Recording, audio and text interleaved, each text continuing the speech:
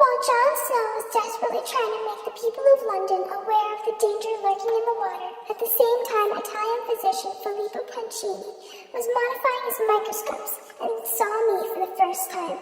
That wouldn't be enough to save the people of London from me, though. Filippo Pacini was born in 1812, the son of a poor cobbler. With the assistance, Pacini was educated and even advanced as far as medical school. Much like Jon Snow in England, Pacini was convinced that biological sciences were integral in medicine, which at the same time was not a popular opinion. In 1854, in the midst of a cholera outbreak in Florence and London, Pacini published Orvicini microscopi indissoluti pathologici su cholera artistica, or a microscopical observations and pathological deductions on cholera.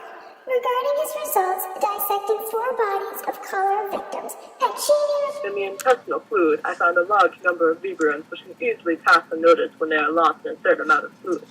Breaking the aggregations of cells and mucus and observing these under the microscope, myriads of vibrions appeared and then disappeared in the fluid and got confused with other floating particles. In his papers, Pacini characterized the comma-shaped vibrions as Vibrio cholerae and recorded in his observations that the bacteria was often located near orifices in the body. Throughout his research, Pacini believed that Vibrio cholerae was the cause of the cholera disease.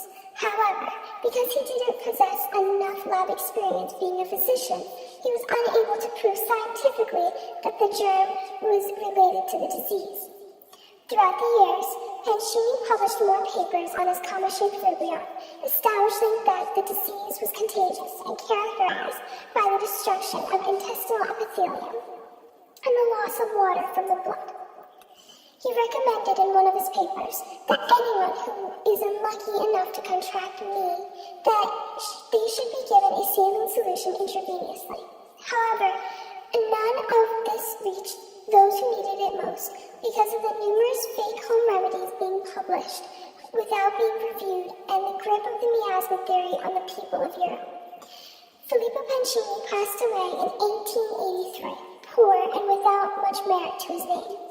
It wasn't until Robert Koch discovered the same comma-shaped vibrion and related the bacteria to be the cause of cholera that the germ theory had formally established. Pacini received his due credit, but not until after he died.